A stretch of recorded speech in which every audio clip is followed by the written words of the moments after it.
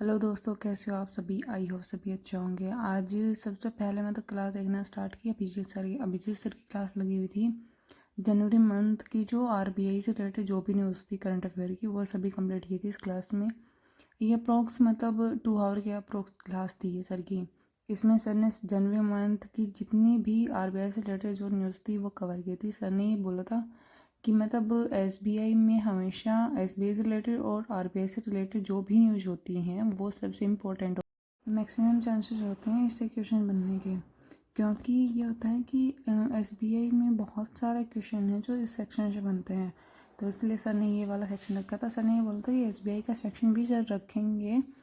इसके अलावा सर ने ये जो क्लास है इसके एमसीक्यूज भी रेडी करवाए हैं। उसका सर नाइट में जो क्लास होती है उसमें पोल के साथ हमें अटैम्प्ट करवाते हैं, और जो एमसीक्यूज उसकी वजह से पीडीएफ भी देते हैं। सबसे बेनिफिट वाली चीज़ सर की होती है कि सर जो भी पर डे का करंट अफेयर होता है उसके शॉर्ट नोट्स प्रोवाइड करवाते हैं। तो इसलिए हमें बेनिफिट हो जाता है नोट्स बनाने में कि हम उनकी फ़ोटोकॉपी निकलवा सकते हैं, उससे रिवीजन कर सकते हैं। इसलिए टाइम भी कम लगता है और मतलब रिवीजन भी जल्दी होता है। उसके बाद मैंने स्टार्ट की अरुण सर की एक थी एसबीआई बीओ की जो क्लास है वो। क्योंकि एसबीआई क्लर्क वाले में ये हो गया था कि इंग्लिश वाले सेक्शन में मतलब काफ़ी क्वेश्चन मेरे से अटैम्प्ट नहीं हो रहे थे। मोस्ट करके आरसी वाले क्वेश्चन इनडायरेक्ट पूछे हुए थे, इसलिए वो अटैम्प्ट नहीं हो रहे थे। तो वो और फिर आज मैंने एक टेस्ट भी लगाया था, उसमें हो गया था। पहले मुझे ध्यान ही नहीं था कि उसमें मतलब पैटर्न चेंज हो गया पेपर का। तो मैंने उसको तो मेरे हिसाब से 30 वाले क्वेश्चन और मैथ और रीजनिंग में 35 वाले के अकॉर्डिंग उसको अटैम्प्ट करना स्टार्ट किया था। लेकिन बाद में जब मैंने उसको टेस्ट दिया तो मुझे याद आया कि उसमें तो 40 क्वेश्चन वाला सेक्शन हो गया है इंग्लिश में। तो फिर सर ने ये आज यही बताया था क्लास में कि 40 क्वेश्चन वाला ही पैटर्न हो गया है, लेकिन टाइम वही रहा है। तो अब ये प्रॉब्लम होगी कि कितना अटैम्प्ट करना है, कितना होगा। तो इसलिए इस चीज़ को माइंड में नहीं लेके चलना है, क्योंकि इंग्लिश वाला सेक्शन है, जब भी कोई नया पैटर्न आता है या कुछ नया चेंजमेंट होता है पेपर हमेशा इजी रखते हैं। क्योंकि एसबीआई वालों को भी पता है कि पेपर इतना जल्दी अटैम्प्ट होगा नहीं, इसलिए वो इस चीज़ को ध्यान में रखते हैं कि हमें स्टार्टिंग में पेपर को इजी रखना है या फिर मतलब मॉडरेट और इजी के बीच का लेवल रखना है।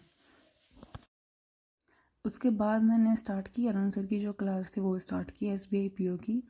क्योंकि सर ने पूरा जो पेपर था वो अटैम्प्ट करके दिखाया था इसमें मतलब। और जो अर्थमेटिक के जो भी क्वेश्चन अटैम्प्ट नहीं हो रहे थे या जो टॉपिक और टॉपिक हैं जो हमें रिवीजन के लिए ज़रूरत होती है वो सारे क्वेश्चन अटैम्प्ट करवाए थे। इसमें सर ने जो सिंप्लीफिकेशन का लेवल था वो एसबीआई का थोड़ा हाई रखा था। क्योंकि इसमें होता है अप्रोक्सीमेशन वाले क्वेश्चन या फिर मतलब सिंप्लीफिकेशन के जो नॉर्मल भी है वो उनको भी थोड़ा हार्ड लेवल रखते हैं। उसके अलावा रॉन्ग सीरीज वाले या फिर हम इसी नंबर वाले हैं वो क्वेश्चन आते हैं। तो सर ने वो वाली भी रखे थे। क्वाड्रेट भी मतलब इजी तो नहीं थी, बट मॉडरेट के जैसे थी कि भाई मॉडरेट का आते हैं एसबीआई पीओ में, वैसा उनका पैटर्न रखा गया था। और डीआई भी करवाई थी, डीआई एक करवाई थी सर ने इसमें। और 5 क्वेश्चन अर्थमेटिक के करवाए थे और एक डीआई होमवर्क करने के लिए थी। होमवर्क सिंप्लीफिकेशन में भी दिया था सर ने कि ये घर से करना है और कमेंट करके इस चीज़ के बारे में बताना है। और इसके अलावा तो और कोई क्लास थी नहीं मैथ्स की, तो मैंने थोड़ा सा उसको पीडीएफ से देख लिया कि एक बार दोबारा से रिवीजन कर लूँ। जो अर्थमेटिक के सर क्वेश्चन सर ने जो स्किप कर दिए थे उनको मैंने पीडीएफ से दोबारा से सॉल्व करके देखा। उसके बाद नाइट में मैंने एक विशाल सर की थी, उसकी मेंस की क्लास लगी हुई थी एसबीआई की, वो देखी। क्योंकि इंग्लिश वाला सेक्शन मुझे ज़्यादा जल्दी करना था। क्योंकि ये जो मेंस का जो इंग्लिश का सेक्शन में करूँगी वो मुझे एसबीआई पीओ में भी बेनिफिट करेगा।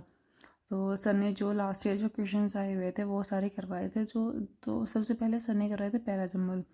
इसमें पैराजम्बल में मेरे मतलब मैक्सिमम क्वेश्चन सही हो गए थे, क्योंकि ये था कि थोड़ा इजी लेवल था इनका। सर ने ये बोला था कि थोड़ा मतलब इसी तरह का एसबीआई पीओ में भी बन सकता है, तो इसलिए थोड़ा इसको मतलब खुद से प्रैक्टिस करने की कोशिश करी एक बार घर पे भी दोबारा से।